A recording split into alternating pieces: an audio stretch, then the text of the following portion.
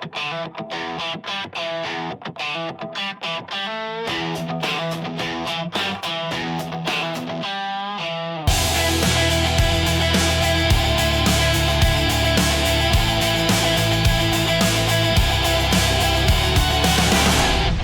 right, welcome to Overtime. This is Joseph Bruin. Overtime presented by the All Axxess Entertainment Podcast. And this very special segment, we have a very special guest, Mr. Tom Buchanan. Photographer Tom Buchanan from the WWF. Welcome. Glad to be here. Hopefully I can give you some answers. So here we are with Overtime. This is the kind of thing, it's always something special, something bonus. Well, this week, it's going to be a couple names from the past. And maybe you have an anecdote or a story of that in particular, that superstar. The Undertaker. Character that evolved over time. Loved him. He was lots of fun to shoot because you could do so many different things with him, particularly with light. He started as a new kind of youngish character and grew and aged and eventually became a leader of the locker room and more than just a wrestler. So he's the hero. He's like a top line kind of guy. Bret the Hitman Hart. One of my favorite people. Very honest, lots of integrity. I would trust him with my life. Good guy. Happy to see him succeed. Sorry he left in such difficult way. Yeah. And from the new generation, the creation of Devastation, Adam Bomb. Adam Bomb was not comfortable with that role at first. He was self-conscious about it, about trying to be something that he hadn't been before. So it took a lot to convince him to be in that character, but he played it really well, and I'm super glad it succeeded for him. Former member of the merchandising side of things and former ring announcer, Mr. Bill Dunn. Bill Dunn, super nice guy. You're right. He was the merchandising guy. So he was responsible for bringing all the merchandising in, counting it out, supervising all the sales, and then wound up getting pulled down into the ring and being the ring announcer, which is a nice career progression for him. And he deserved it. He did it well. He did both jobs really well. And next up, somebody that's more so behind the scenes. Most people may not even know him, but I'm sure they've heard the name or seen the name on credits. Mr. Kerwin Silfies. Oh, the director. He started in Allentown, Pennsylvania, back when we were a small syndicating company. So he shot for us, or he directed for us back then, and became our key director for decades, many, many decades. He was a pretty quiet kind of guy. Nice guy. When I was working ringside, I would usually have a headset on, and he'd be the key voice that I was hearing in my ears as he called shots and set up the stories. Awesome. Timekeeper Mark Yeaton. Yeah, I like Mark. He was a young guy that started out with not much, and because he was reliable, like that's the key asset in any of these jobs. He was reliable.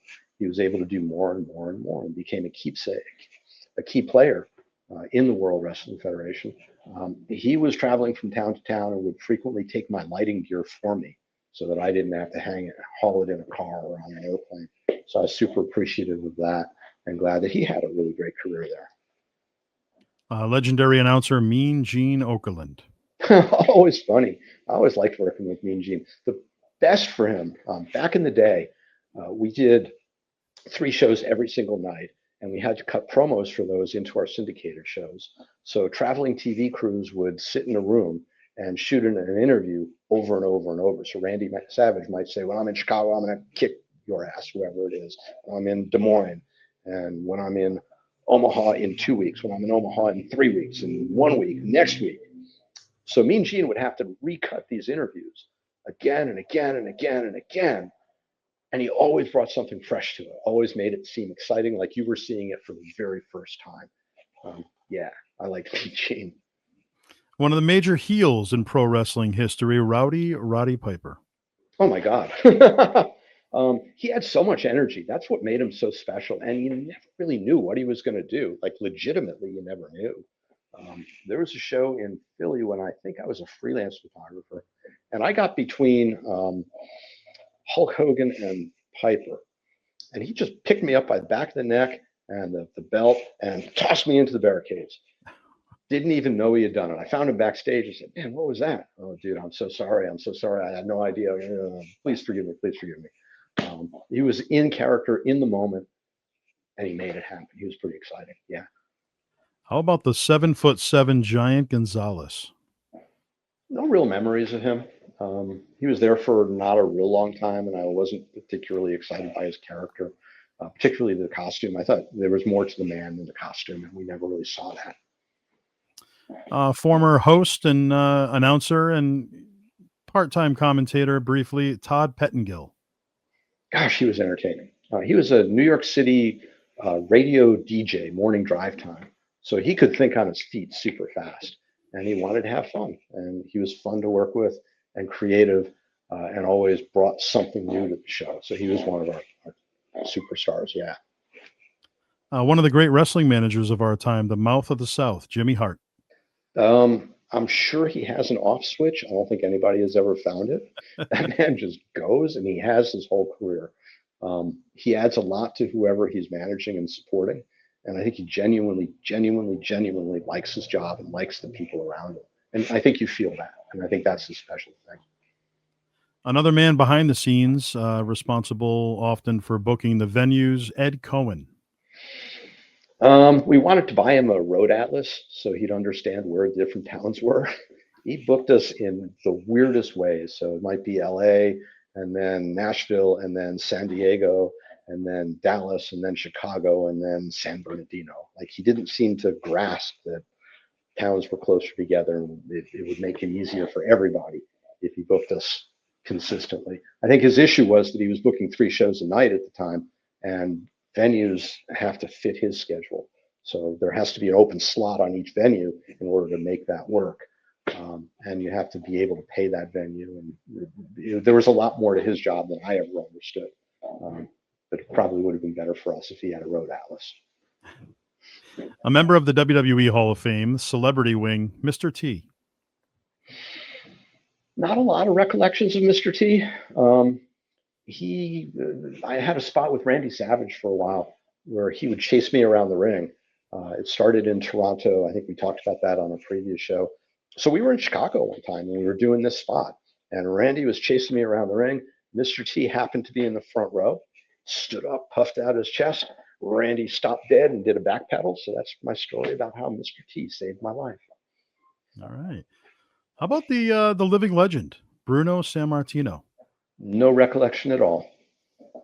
Did you see him growing up, or was he when you? Not at all. He was. I think he was wrestling at the end when I was there as a freelancer, but I never really connected. Never had any interactions with him.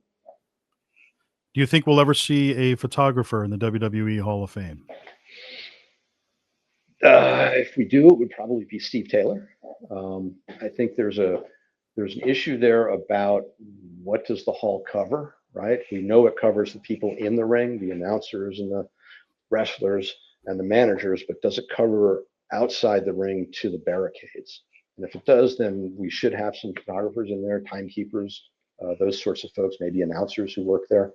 I'm not sure that they're going to do that. Steve Taylor would be the first pick. You might see me and John Giamondo going there.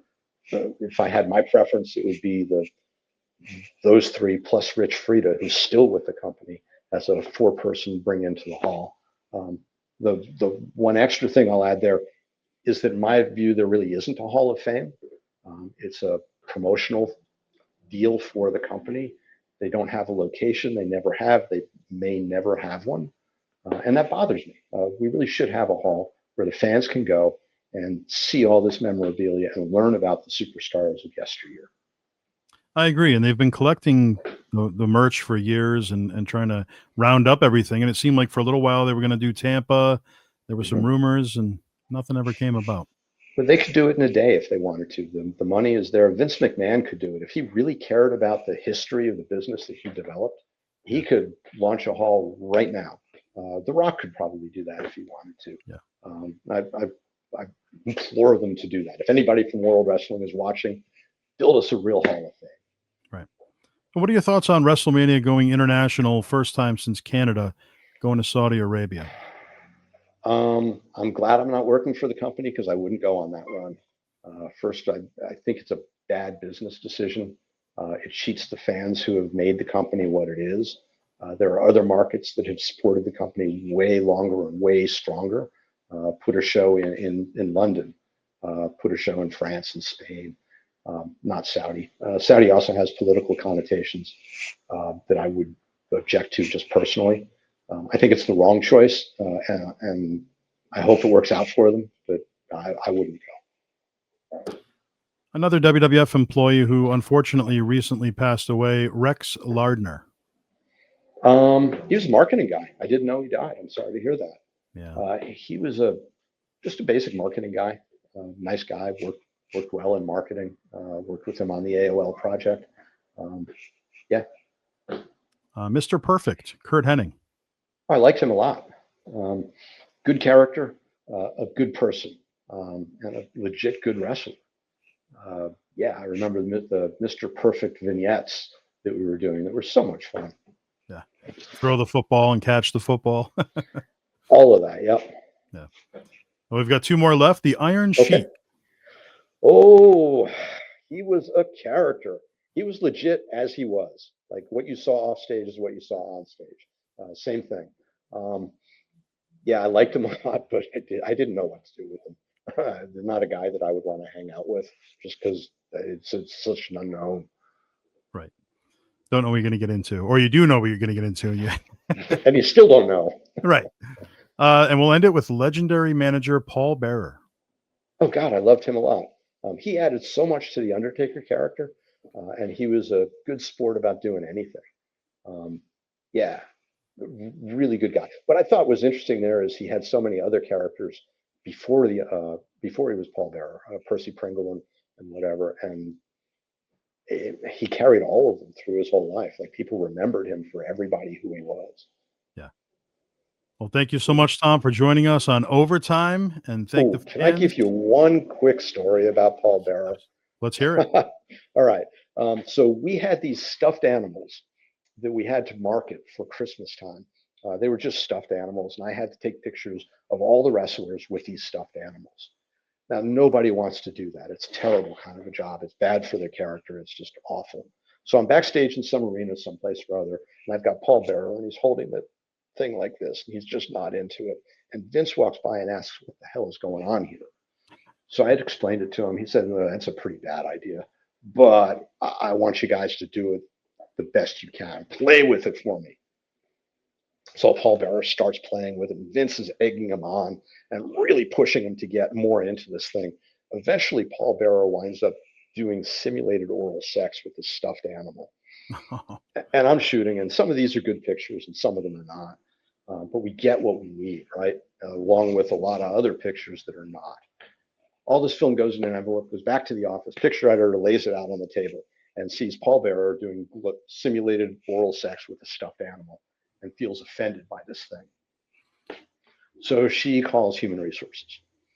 And this guy in Human Resources named Matt DeLuca calls me into his office, and he's all serious about like oral sex with a stuffed animal. What's this about? So you're just going to have to talk with Vince about that. I'm not going to touch it. And basically walk out of his office. A while later, Vince sees me, puts his hand on my shoulder, and says, I hear you talked with Matt DeLuca about the stuffed animals. Oh, man. Put the whole thing to rest. And soon after that, everybody in the company had to sign a release saying that they understood that there would be things that might be offensive in the program that might bother them. So it was things like that. It was things like the Divas. It was Classy Freddie Blassie, who called everybody babe or doll. So we all just had to accept that that was part of what we do. And the stuffed animal and oral sex that Paul Bearer stumbled into was a piece of that. Just part of the wild world of pro wrestling, right? It was not a regular job. It was a lot of fun to be there. Man. Well, thank you for that extra story, and thank you for joining us here on Overtime. I've been Joe Bruin. This is Tom Buchanan, and we thank you again.